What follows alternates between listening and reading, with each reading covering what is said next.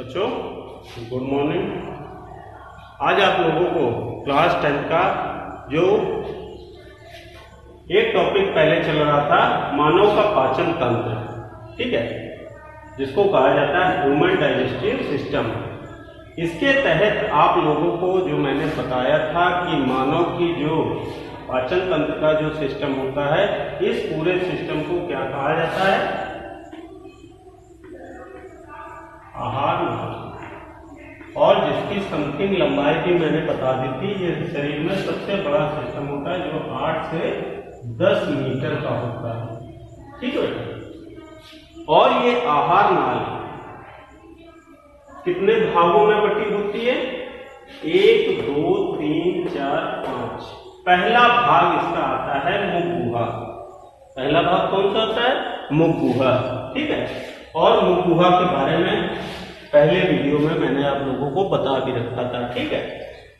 इसी के तहत एक इसका रफली फिगर बना देता हूं।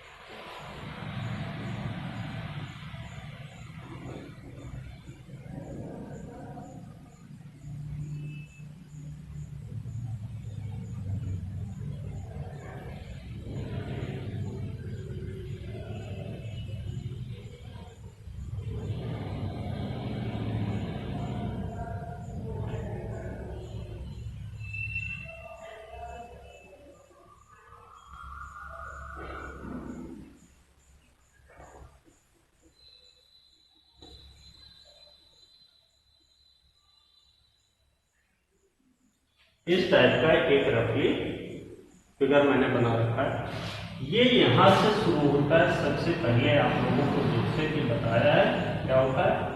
मुख गुहा, ठीक है। मुख गुहा में सबसे पहली चीज जो हमारे डाइजेशन सिस्टम की सबसे पहली चीज होती है वो क्या होती है? दंत।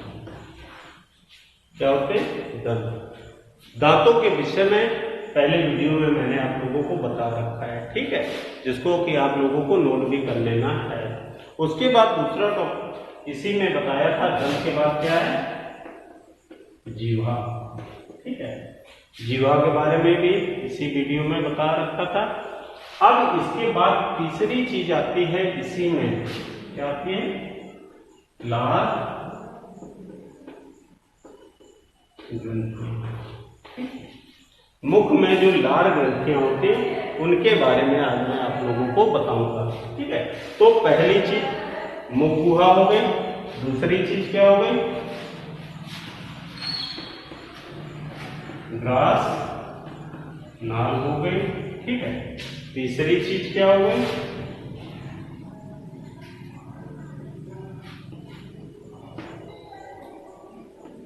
आमाशय हो गया, ठीक है। चौथी चीज क्या हो गई? छोटी आंत हो गई। पांचवी चीज क्या हो गई? बड़ी आंत, ठीक है। ये 5 भाग हैं जो पूरे पांचों भाग मिलकर क्या बनाते हैं? आहार नाल। आगे सुनिए, इसकी लंबाई 8 से 10 मीटर, ठीक है। और इसी 8 से 10 मीटर में जो सबसे लंबा भाग होता है जिसको हम कहते हैं स्मॉल इंटेस्टाइन यानी कि छोटी आंत, ठीक है, इसकी लंबाई होती है समथिंग 6 मीटर, ठीक है।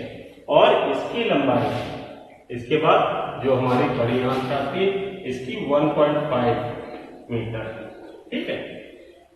इन भागों से पूरा जब समावेश होता है तो क्या बन जाता है? आहार नाल, ठीक है। इस आहार नाल के तहत जो सबसे पहला भाग आप लोगों का चल रहा था कौन सा चला होता है? मुख गुहा। ठीक है,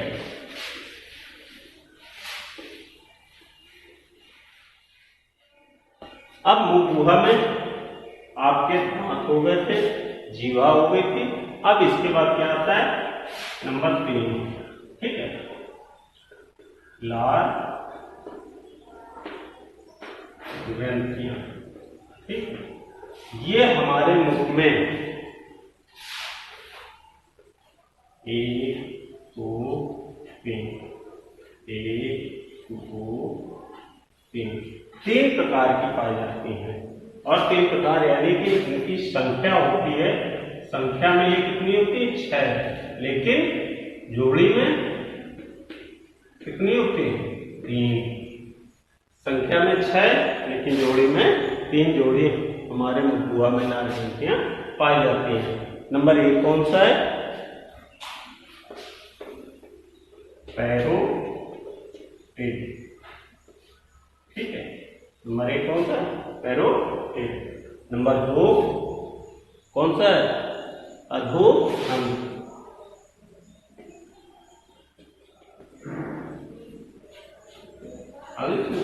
नंबर 1 पैरोटिड, नंबर 2 अधोअंग, नंबर 3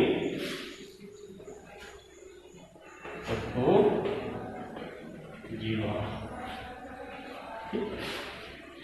अब जैसे कि आप लोगों को मालूम है कि पर डे समथिंग एक स्वस्थ मनुष्य के मुख में, ठीक है, लगभग 1 से 1.5 लीटर लार पर डे स्रावित होती है। और लार में एंजाइम्स होते हैं, हार्मोन्स नहीं होते हैं, एंजाइम्स होते हैं। ठीक है, अब इसके बाद सबसे पहले जैसे पैरोटिड, ये कहाँ पर स्थित होती है? जैसे आप लोगों ने देखा होगा जो हम लोगों के कर्ण पल्लव होते हैं। ठीक है, ये मनुष्य के जो कर्ण पल्लव होते हैं, इनके ठीक नीचे अंदर की तरफ, ठीक नीचे अंदर की तरफ इस स्थिति में स्थित होती है। ठीक है, एक इधर होती, एक इधर होती है। ठीक है, जो नलिकाओं द्वारा, ठीक है, जो नलिकाओं द्वारा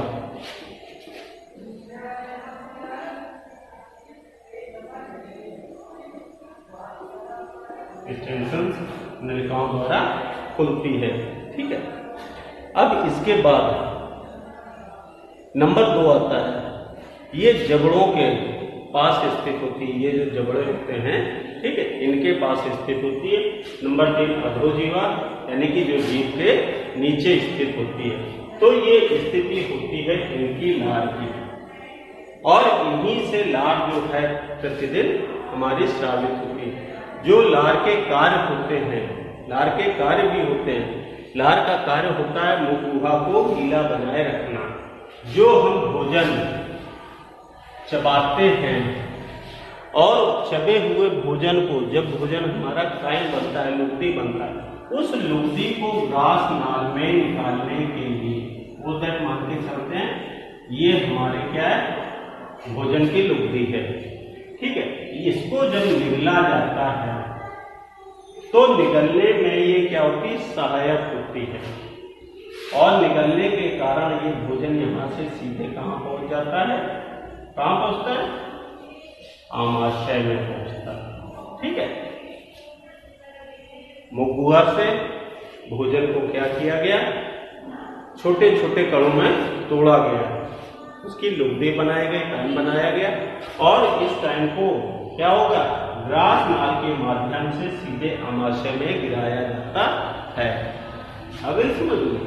ठीक, अब इसके बाद आ जाते हैं, जब भोजन हमारा आमाशय में आता है तो आमाशय में आने के बाद क्या होगा? भोजन का डाइजेशन का सिस्टम जो है वो प्रारंभ होता है। ग्रास नाल की लंबाई जो होती है समथिंग, ठीक है, 10 से 12 इतनी लंबी, ठीक है, इसकी लंबाई होती है। जब ये यहाँ से आमाशय में आ जाता है तो आमाशय की जो आकृति होती है, साइंस के हिसाब से आमाशय की जो आकृति होती है वो जे आकृति का बना होता है, ऐसे करके।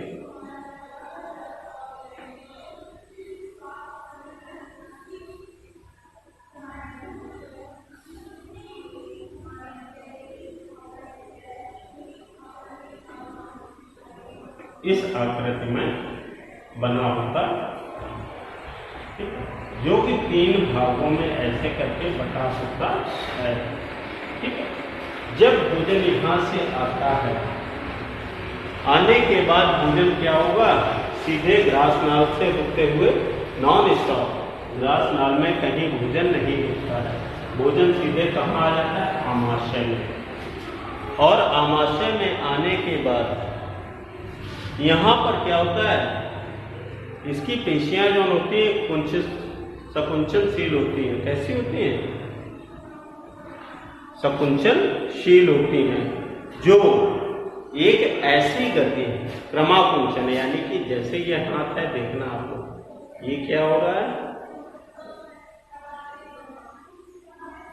क्रम से बंद हो रहा है। इसी प्रकार इसकी मांसपेशियां जो होती हैं वो क्रम से उठती और बैठती रहती हैं, ऐसे करते। ठीक है, तो ये भोजन को क्या करती है, पेटती हैं, और भोजन इसमें समथिंग 3 से 4 घंटे तक रहता है। और क्रमाकुंचन गति होने के कारण इसमें क्या क्या क्रियाएं होती हैं, कैसे होती हैं, इसी के अंदर ऐसे करके करोड़ों की संख्या में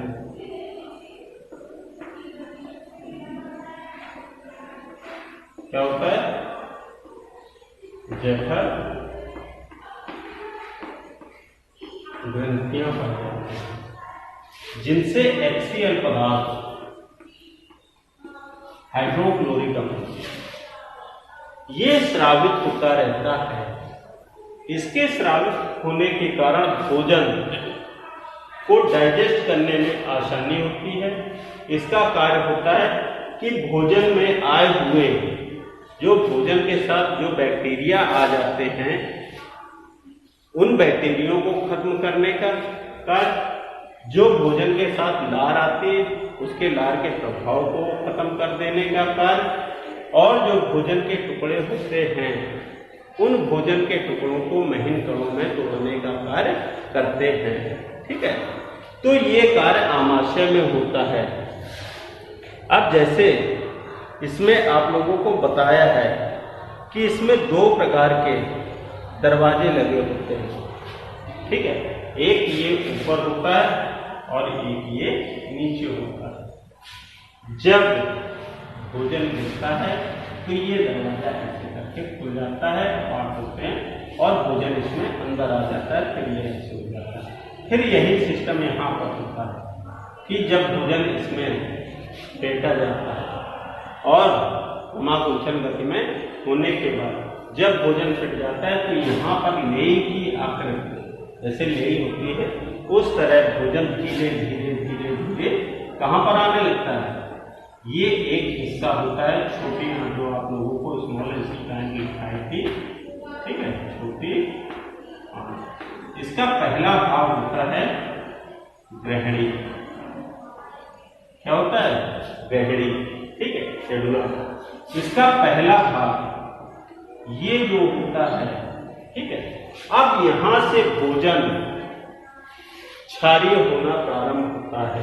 यहां तक तो भोजन कैसा रहा,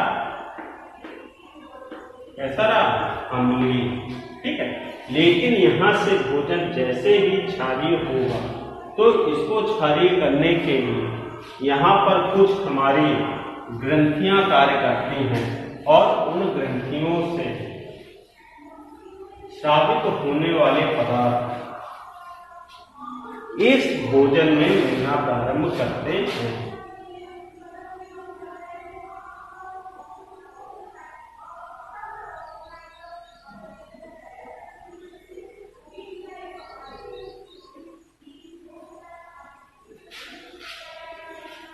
इसमें ऐसे करके एक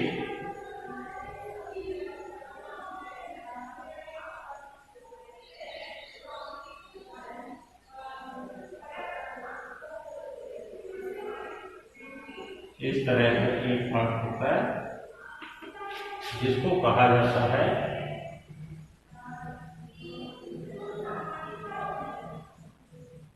क्या होता है, यकृत या लीवर। ठीक है, यकृत का है या लीवर। ठीक है, इसमें क्या होता है, एक हमारा रस बनता है, यकृत रस है, यकृत ग्रंथि जो होती है, ये चीज आप लोगों को ध्यान करना। यकृत शरीर का सबसे बड़ा अंग भी है और सबसे बड़ी ग्रंथ भी है। यकृत क्या है, शरीर का सबसे बड़ा अंग भी है और सबसे बड़ी ग्रंथ भी है। ठीक है, जिसका वेट समथिंग कितना होता है, 1.5 kg। ठीक है, इसी में एक तो सबसे पहला काम होता 1/3 भाग जो है, ठीक है, ये रक्त का, ब्लड का 1/3 भाग यानी कि अपने पास रोकता है। इसके बाद दूसरी चीज आती है, यहां पर एक रस बनता है, पित्त रस। कौन सा रस बनता है, पित्त रस, यकृत में बनता है।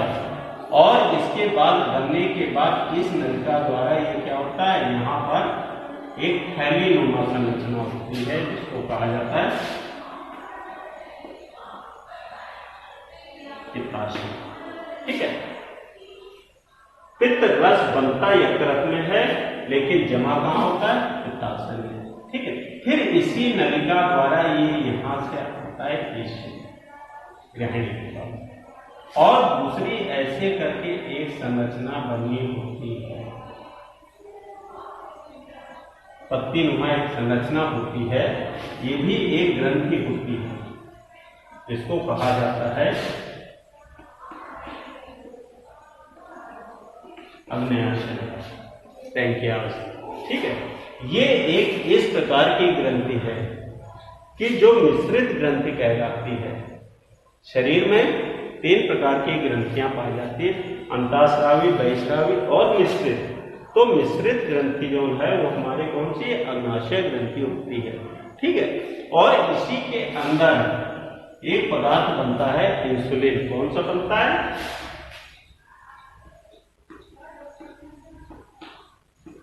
इंसुलिन।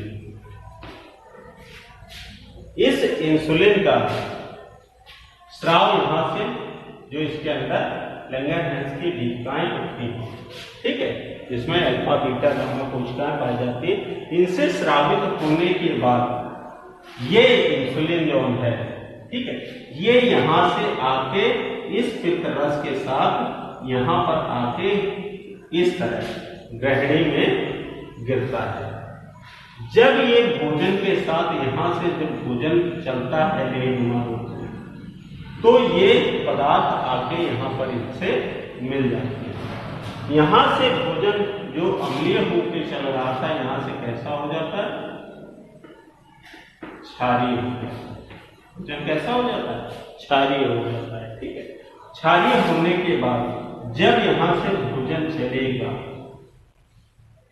तो भोजन फिर क्या होता, अपने जो यौगिकों के रूप में हमारे शरीर में पहुंचता है, वो क्या होता है, तत्वों के रूप में टूटना प्रारंभ कर देता है। तत्वों के रूप में टूटने के कारण फिर इसी छोटी आंत में इस तरह के रसांकुर होते हैं, जैसे टॉवल देखा होगा आप लोगों ने, टॉवल में हल्के हल्के रेशे होते हैं। ठीक है, इसी प्रकार उंगली सदृश छोटी छोटी जैसे उंगलियां होती हैं, इस प्रकार के ये रसांकुर लगे होते हैं जो इन तत्वों को अवशोषित कर लेते हैं। आगे और अवशोषित करने के बाद ये क्या करते हैं, ब्लड के साथ उन तत्वों को शरीर की प्रत्येक कोशिकाओं तक पहुंचाने का कार्य करते हैं। तो जो भोज्य पदार्थ हम लोग ग्रहण करते हैं, उन पदार्थों को शरीर के प्रत्येक भाग तक पहुंचाने की जो क्रिया होती है, उसे कहा जाता है भोजन का स्वांगीकरण। ठीक है, अब आपका मुख गुहा हो गया, उसके बाद ग्रासनाल हो गए और छोटी आंत हो गई। ठीक है, अब कल आप लोगों को बताऊंगा बड़ी आंत के बारे में, और इसके बाद जो मानव का अगला सिस्टम होगा वो अगले वीडियो में मिलेगा। थैंक यू बच्चों।